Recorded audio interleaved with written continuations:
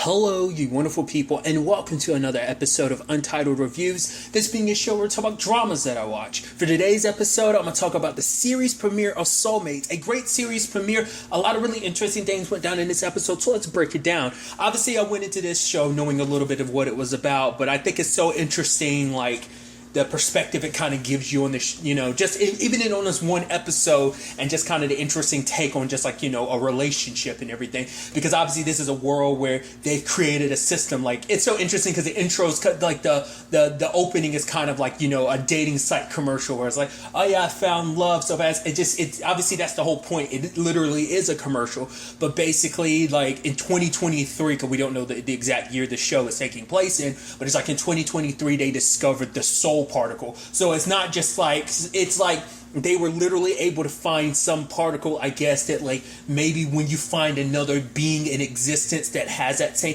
because we never actually learned the ins and outs, because there's pamphlets about how it works, but we as the audience don't get to know. But obviously this soul particle, maybe it's there's some part of it reaching out for, the kindred spirit, and that's how the soulmate saying becomes. But obviously this episode focuses on a couple, Nikki and Frankie, and they're in this very interesting, well, Franklin, because he doesn't like being called Frankie, but they had this very interesting situation because they were married before the discovery. So they've been married I think they said 15 years. But now it's this whole situation of your way of being together is even at this point in history is still kind of outclassed. But the fact of the matter is there's so many people, hooking up, meeting with their soulmates and everything, who takes, because the whole conversation is there's your life before the test and your life after that. The fact is it's such a huge mile marker in anyone's life that life kind of gets boiled down to that.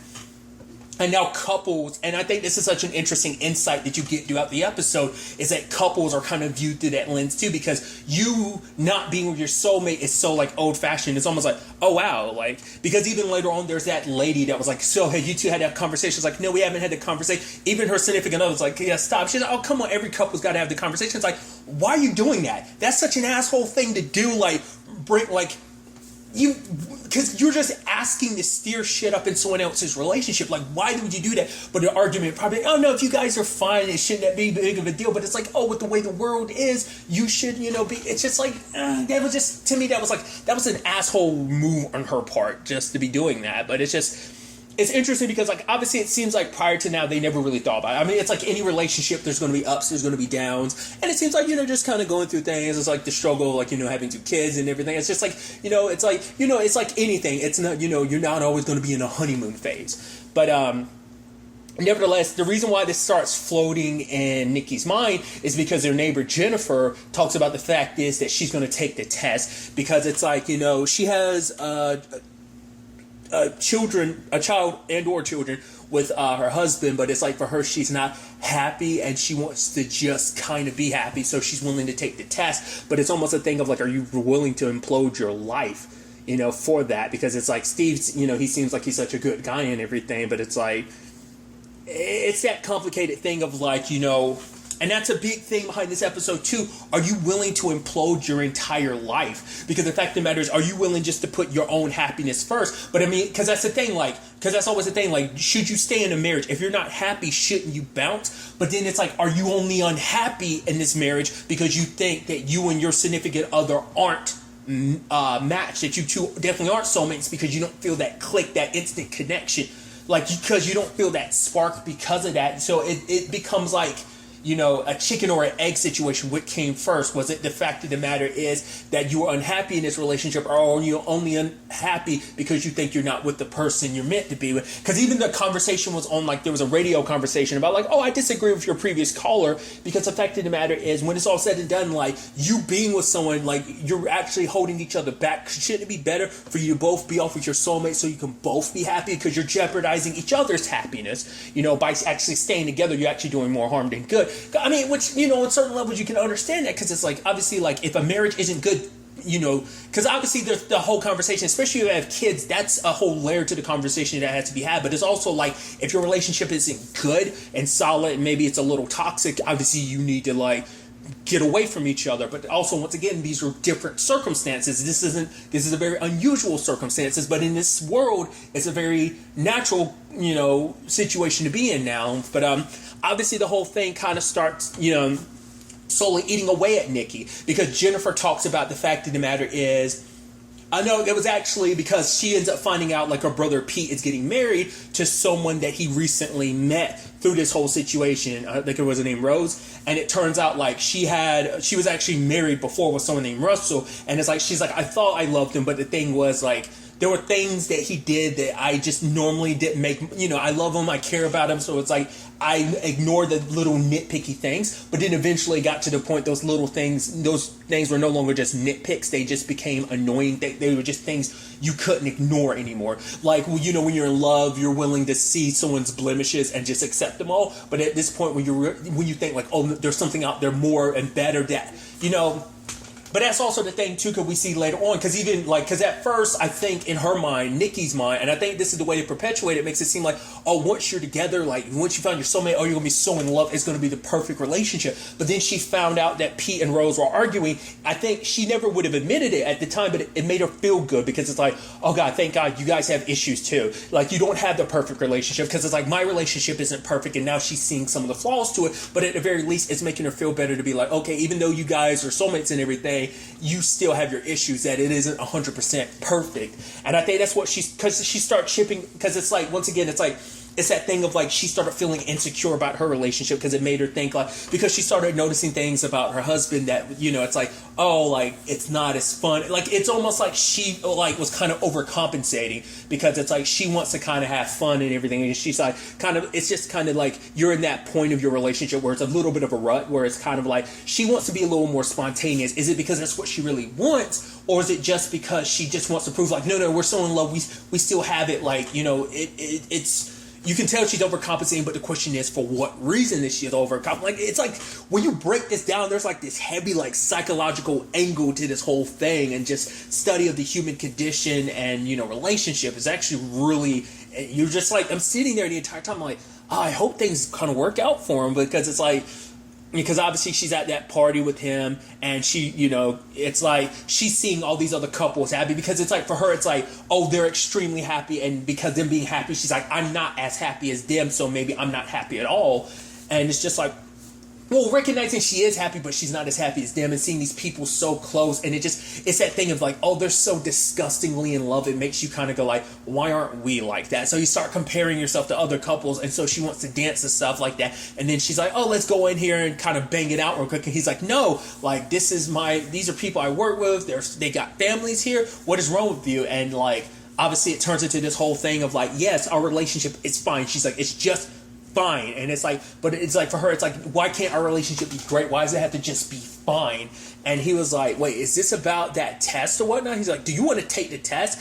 And, obviously, like, he gets pissed off by it, but she apologizes, but it still puts a rut in their relationship. Because obviously so much kind of turns upside down, because things don't work out for Jennifer. Well, they work out for Jennifer to a certain extent, because the moment Jennifer tells her husband what's going down, he ends up throwing her out of the house. And it's just like, because obviously for Jennifer, it's like, he's not even willing to listen to me. He's starting to even take the children from me. And she's like, and Nikki's like, well, what did you expect when you throw this at your husband, that, this relationship, a marriage of like 18 years, you're literally throwing it away. Like, how do you expect him to, like, you're living in this delusion, this fabric, like, but for her, she, like I said, she wants to be happy, but Nikki's like, oh, you're selfish, kind of, and Jennifer gets pissed. It's like, you're deflecting because Jennifer's a reminder of your own insecurities, because you're demonizing her, because in actuality, you're deflecting because you want to demonize yourself, because you're like, but it's like, for her, it's like, you have a good thing, you have a good family, and you're jeopardizing all that because you're selfish, but it's also coming from the place of she's judging herself, because like, why am I thinking this? Why am I even having these second thoughts? Like, why when I was there, I was only there supposed to be support for Jennifer when she's looking for her soulmate. And what do? I'm even tempted to look at the pamphlet to kind of figure out how it works, but then she kind of puts it down. But then she notices a lady nearby fiddling, like taking her ring off, and it makes her go like, oh, so it's not just Jennifer, there are other married couples. Because like when you have an opportunity where it's like you can find the person you're meant to be with, like destiny, all the stars align, you were meant to be, you know. Because obviously this came up about Pete and everything, because it's like, oh, did you guys feel that tug? And it's like, you know, that kind of that invisible, like, this isn't the metaphor they go with, but it's like the invisible string. It's, okay, what mythology is that pulled from? I want to say maybe it's Japanese mythology, the whole red string around someone's pinky finger. I want to say that's Japanese. I'm about to say, is that, I don't think, I was like, say, is that from like Norse mythology? I think it's Japanese mythology. I think, or folklore. It's something related to love. I vaguely remember some anime stuff having that. Regardless, tangents and all that. But, because obviously there was that whole conversation, where it's, you know, because like prior to their, you know, a little bit of a fallout was the whole, conversation between, Franklin and Nikki about the whole thing of like, oh yeah, like, you know, Pete went into this marriage, he had literally just gotten dumped, so he was kind of in a vulnerable place, and Rose ended up dumping Russell, and it's like, well, Russell wasn't that bad of a guy. Like, what did Russell do to deserve this kind of getting sprung on him?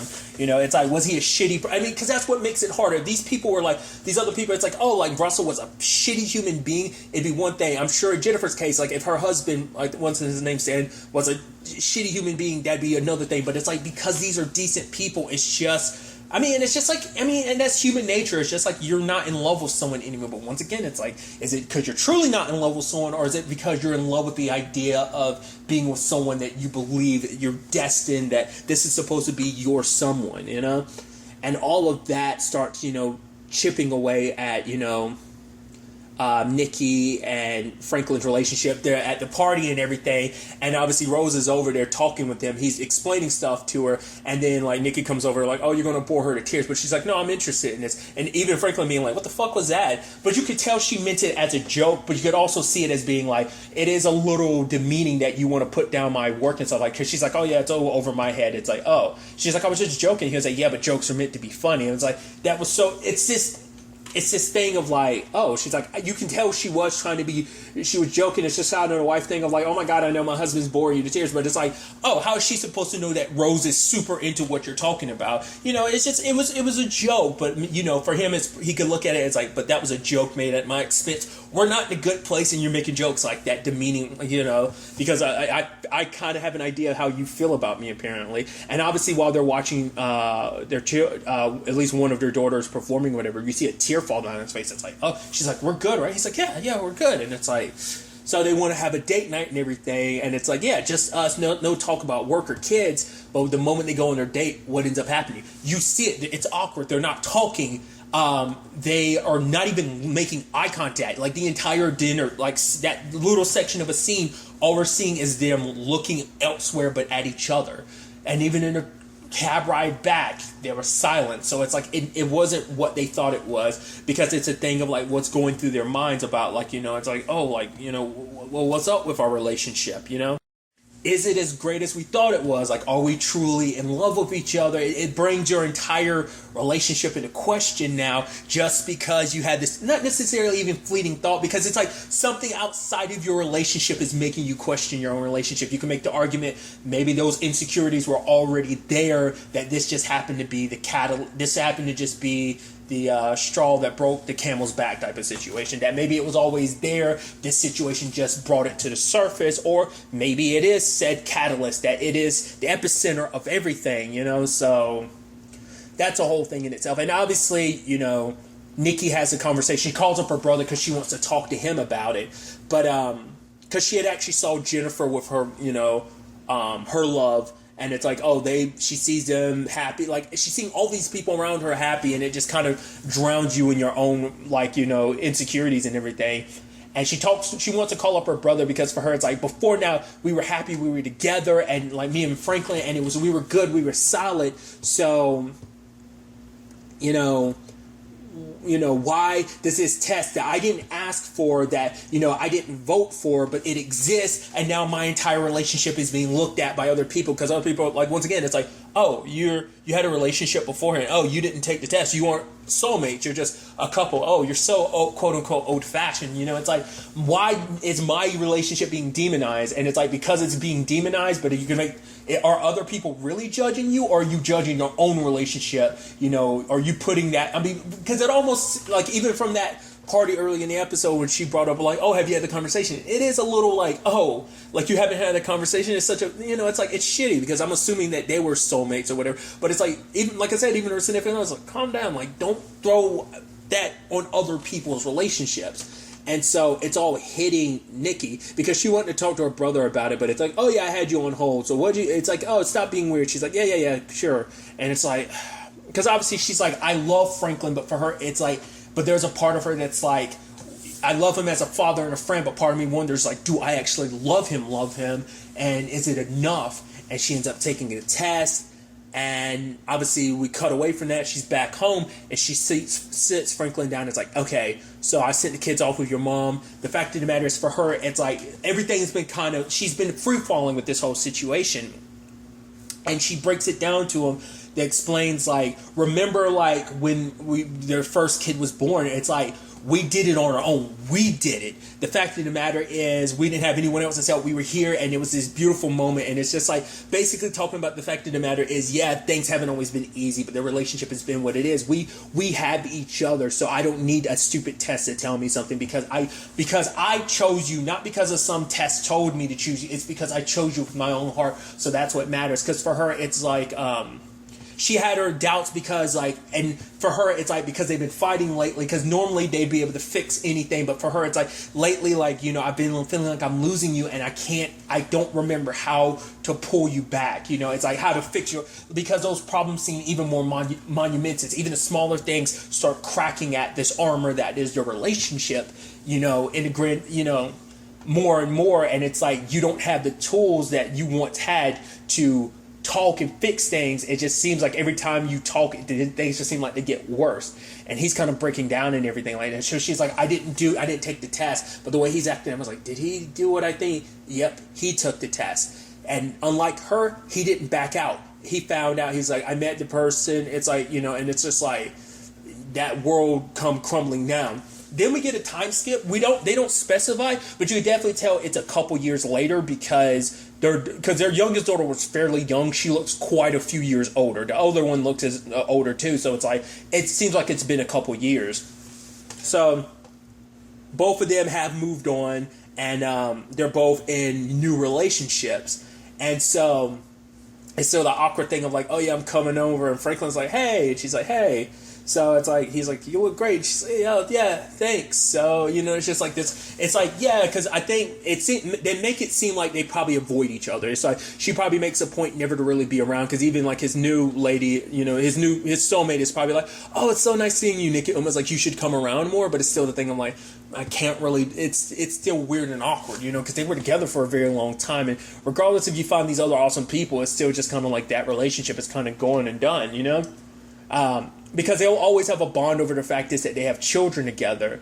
But when it's all said and done, like, Franklin is talking about the fact is that he misses her. And she's almost like, wait, what? And he's like, you know, he's like, is this better? And she never gives an answer and leaves. And I was like, that's so fucked up. Yes, she was about to take the test, but she didn't. You did. And you had the nerve to be like, oh, like, you know, because I guess it's that amicable thing of like, we have to be amicable about it for the kids and everything, but also like, you found your soulmate, so you already know it's not me, so, you know, it's that complicated thing of like, because we don't know the ins and outs. It's like, did they try, or was the moment it was said and done? It's like, because there's probably no fixing it at that point, because it's like, oh, now that you've taken the test, we can have our doubts and everything beforehand, but it's like, those doubts are realized when we kind of go through with the test. So like, there's no repairing it, because it's like, I already know, your eyes are already set on, like, you already know someone out there is perfect match for you. So like, nothing we do can necessarily repair this relationship. So it's like, did they even bother trying? It's just kind of like,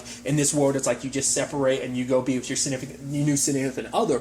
But the look on their face is like, Franklin walking outside looking, and even she turning around and looking. It's like, with this whole soulmates thing, is it as perfect as people make it out to be? Is it, you know, And I don't know, we'll probably never get a resolution to this story. It's so open-ended like that because this is an anthology, so we will probably never... I'm curious how future episodes ever going to, like, reference, or will we ever see these characters maybe in the background? They might not be the big focus, but maybe they'll kind of pop in. Maybe not. Maybe these stories will never get touched again once they're told, but it's like... Now you want to know, like, what happened next? Did they eventually find their way back to each other type of situation?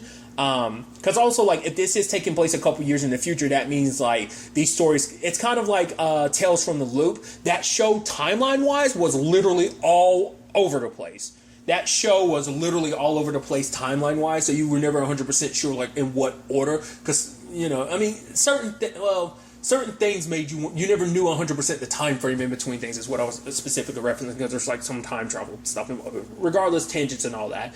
But, I'm so curious of what that next stage would be with them. Like, would they end up finding their way back to each other? Was this, like, the thing needed to pull them apart so they could eventually come back to each other? Because sometimes, obviously, that happens in relationships. You separate from someone. Because, obviously, there was even a couple that was like, oh, yeah, they were high school sweethearts, and then they ended up being soulmates at the end of the day. But it's like, you know, maybe this... But it's like the test didn't say you guys were soulmates. So it's like, you know, does that mean the test is flawed? Is it wrong? Like, maybe we'll learn more about that going forward. I have no idea. Like I said, we'll probably never get a resolution to this story because but that's always, that's relationships in general. Like, things are never easy. Like, things, you know, are complicated. Humans are complicated. The human heart is complicated. So for Frankie to still have that feeling of, like, I miss you, but it's like, does she still feel that way? You know, is she mad at him for feeling that way? Because it's like, no, this is kind of on you. But it's like, no, you might have taken the test, but I went there to take the test too. Just the difference is I backed away, you didn't. So,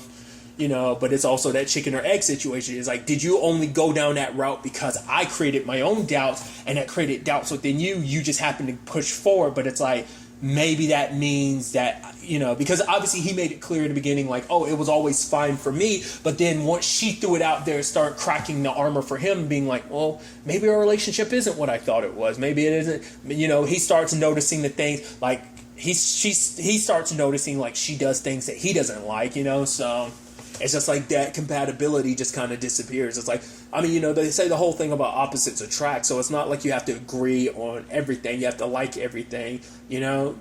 That doesn't necessarily mean anything, but it's just like, it's interesting. On this one episode alone, like, the insight, like I said, like, the psychological aspect of it, I find it so fascinating. I'm curious to see them potentially carrying this angle going forward, like how they handle the stories, like, you know, how the catalyst to this whole thing, like, you know, how each story, like, handles and breaks everything down. I'm curious because obviously this episode might have that very unique perspective of what it's had that no other episode will come from it. Like, because I'm sure they're all going to be very distinct stories of like different people with different situations and backgrounds taking the test and finding a soulmate and what that kind of means in the grand scheme of things. But regardless, I'm very interested to see where all of this ends up taking us going forward. Well, you know, what the next episode is like, obviously this being an anthology and everything, but regardless, till the next time we meet, be happy, be safe, live life to the fullest, and enjoy it.